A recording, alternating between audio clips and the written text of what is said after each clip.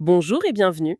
Alors aujourd'hui, on s'attaque à une vertu qui semble un peu à contre-courant de notre époque, l'humilité. Hmm, Nos sources nous proposent une exploration à la fois spirituelle et historique de ce concept, le tevasu. oui. Et l'idée, c'est vraiment de dépasser le cliché, la fausse modestie, pour comprendre ce que c'est, pourquoi c'est si central dans certaines traditions. Et surtout à quoi ça ressemble en pratique. Exactement. On va voir que c'est bien plus qu'une qualité, c'est une véritable discipline de vie. C'est un point de départ essentiel, oui. Parce que la première idée fausse à corriger, c'est ça. L'humilité serait une faiblesse. Oui, c'est souvent vu comme ça. Or, dans la perspective de nos textes, c'est précisément l'inverse. Il ne s'agit pas de se dévaloriser, mais d'avoir une vision juste, claire de sa propre place. Une forme de lucidité, en fait. C'est ça. Voir la réalité en face, sans les filtres de l'ego. Face au divin et aussi au sein de la création.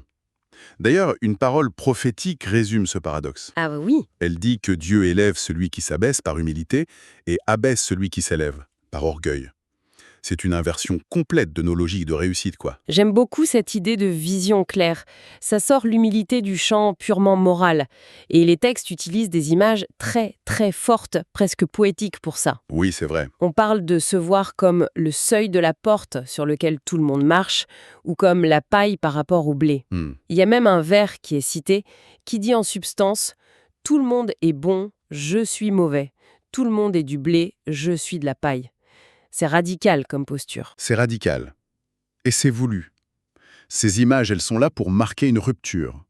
Une rupture avec la tendance naturelle de l'ego à se mettre au centre. D'accord. La définition la plus simple de l'humilité, ce serait ça. Être conscient de sa place réelle devant le Créateur et puis agir en conséquence. Mais nos sources nous invitent à aller bien plus loin, C'est-à-dire? à explorer des couches beaucoup plus profondes. Ah d'accord, donc en fait on n'est plus du tout dans une simple règle sociale du type ne pas se vanter. Non, plus du tout. C'est carrément une discipline intérieure, une sorte de combat contre son propre ego. Exactement. C'est une discipline active.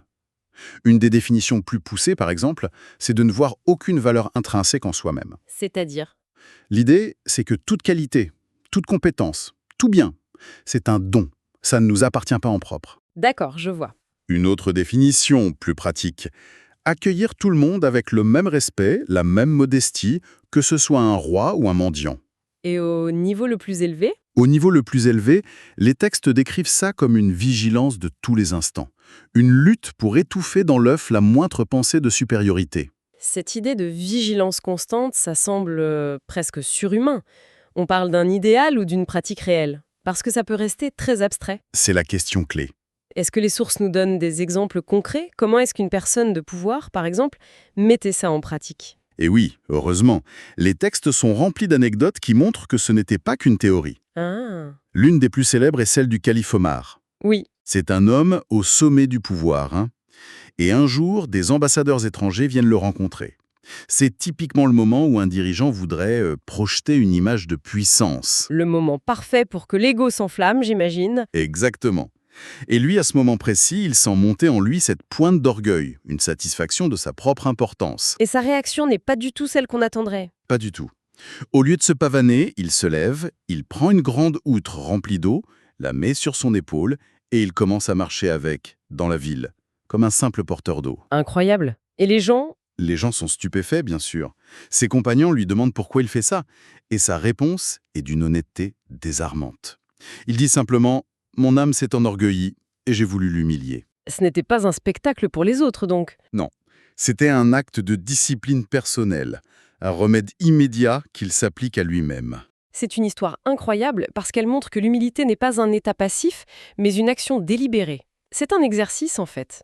Tout à fait. Et il me semble que les sources mentionnent des gestes encore plus radicaux, des choses qui pourraient même nous choquer aujourd'hui. Je pense à cette histoire entre Abu Dhar et Bilal al-Habashi. Ah oui, c'est un exemple extrême, mais très révélateur. On dépasse la simple modestie là. On est presque dans l'auto-humiliation, non?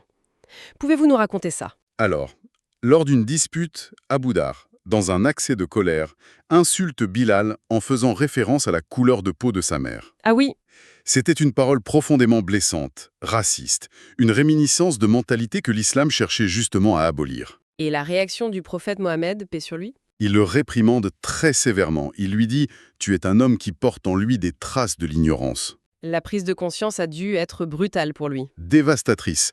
Abuzzar est anéanti par le remords. Et pour lui, de simples excuses, ça ne suffit pas. Ça ne suffit pas à réparer sa faute et surtout à tuer l'arrogance qui l'a causée. Alors, qu'est-ce qu'il fait? Il va trouver Bilal, se jette au sol et place sa propre joue par terre en lui disant « Je ne lèverai pas ma tête tant que tu n'auras pas posé ton pied dessus ». C'est inimaginable. Il offre sa tête, le symbole de l'ego, pour qu'elle soit foulée aux pieds par celui qui l'a offensé. Évidemment, Bilal refuse, le relève et lui pardonne, mais le geste d'Abuzzar est ce qui nous intéresse. C'est une tentative radicale d'annihiler physiquement la source de son orgueil. Qu'une chirurgie de l'âme à vif, comme vous disiez. C'est exactement ça. On voit bien que pour ces figures, l'humilité était une seconde nature, comme le disent les textes, mais une seconde nature qui s'acquiert par une pratique intense. Ces exemples sont très forts, très publics. Mais le quotidien, alors? Les sources pointent évidemment vers le prophète Mohammed, paix sur lui, comme le modèle ultime. Comment son humilité se manifestait, non pas dans des gestes exceptionnels, mais dans la vie de tous les jours? Et c'est là, je pense, que le modèle devient vraiment accessible. Son humilité n'était pas dans l'exceptionnel, mais dans la constance du quotidien. Les descriptions sont très terre-à-terre. Par exemple? Il s'arrêtait dans la rue pour saluer et jouer avec les enfants. À la maison, il n'agissait pas en chef de famille qui se fait servir. Ah non. Il participait aux tâches. Il raccommodait lui-même ses vêtements, réparait ses sandales, trayait ses chèvres. Il mangeait avec son serviteur sur le même tapis, partageant le même plat. Il n'y avait aucune barrière de statut, en fait. Aucune. Il se mettait au service des plus vulnérables, les veuves, les orphelins. Il rendait visite aux malades où qu'ils soient, assistait aux funérailles des gens les plus simples. C'est fou. Et surtout, il acceptait les invitations de tout le monde, y compris celle d'un esclave qui l'invitait à partager un repas modeste. C'est l'incarnation parfaite du verset coranique décrit les serviteurs de tout miséricordieux comme ceux qui marchent humblement sur la terre. Et au-delà des actes, il y avait la quête intérieure. Bien sûr, l'une de ses prières les plus connues, rapportées dans nos sources, était « Ô Allah, rends-moi petit à mes propres yeux ». Rends-moi petit à mes propres yeux. C'est fascinant, ça montre bien que l'humilité n'est jamais un acquis, mais une aspiration constante. Une demande, oui. Et ça nous amène à une dimension plus intérieure, plus intellectuelle de l'humilité. Et là, il y a un point qui me semble délicat. Les sources parlent d'une humilité face aux textes religieux. Mhm. Une forme de soumission de la raison à la révélation. Pour un esprit moderne, ça peut sonner un peu comme un rejet de la pensée critique, non? Comment est-ce que les textes concilient ça? C'est un point absolument crucial et souvent mal interprété. Il ne s'agit pas du tout de désactiver sa raison. Au contraire, la tradition de pensée qu'on étudie valorise énormément l'intellect. D'accord. L'humilité intellectuelle, dans ce contexte, c'est autre chose. C'est la reconnaissance des limites de sa propre raison. C'est-à-dire? La posture humble, c'est de se dire « Si un point dans la révélation divine me semble illogique ou incompréhensible, la première hypothèse, ce n'est pas que le texte est défaillant. » Mais que c'est ma compréhension qui est limitée. Exactement. Le problème est potentiellement en moi, pas dans le texte. Il y a un vers poétique cité qui illustre ça parfaitement. Combien de gens critiquent une parole juste alors que le problème vient de leur entendement malade? C'est une invitation à la prudence intellectuelle, en fait. C'est ça, pas à la crédulité aveugle. C'est dire « je ne comprends pas encore » plutôt que de dire « ceci est faux ». Et qu'en est-il de l'humilité face à nos propres succès? C'est souvent là que l'ego fait son grand retour, j'imagine. C'est le test ultime. L'humilité face au succès, c'est refuser de s'attribuer le mérite. De voir ça comme un don, comme vous disiez tout à l'heure? Exactement. De le voir non pas comme la preuve de sa propre supériorité, mais comme une faveur et surtout comme une épreuve de la part de Dieu. Une épreuve, ouais. Oui, l'épreuve étant, est-ce que ce succès va te rendre arrogant et méprisant ou reconnaissant et encore plus humble? La personne vraiment humble, selon nos sources, n'utilise jamais ses accomplissements pour dominer ou rabaisser les autres. Les dons reçus ne deviennent pas une arme. Jamais. Et c'est d'ailleurs ce qui nous amène à une notion connexe très importante, celle de futuvette. C'est-à-dire? Une sorte de chevalerie spirituelle où l'humilité est le socle d'une vie entièrement dédiée au service des autres. Bon, si on essaye de résumer un peu tout ce qu'on a dit, on a dessiné un portrait de l'humilité qui va bien au-delà de la simple modestie. Bien au-delà. Ce n'est pas une faiblesse, ni une posture.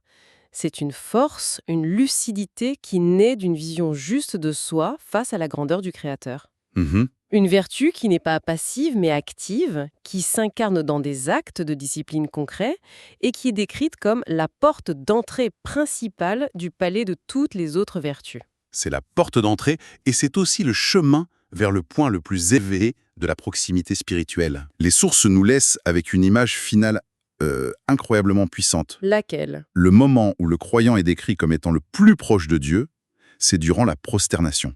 Ah oui. Cet acte d'humilité physique absolue, où le front, le siège de l'intellect et de l'ego, est posé à terre. Et plus frappant encore, le voyage spirituel le plus extraordinaire du prophète Mohammed, paix sur lui, son ascension, est introduit dans le Coran, non pas par un titre de gloire, Mais mais par le titre qui symbolise le summum de l'humilité, Abdi, c'est-à-dire son serviteur.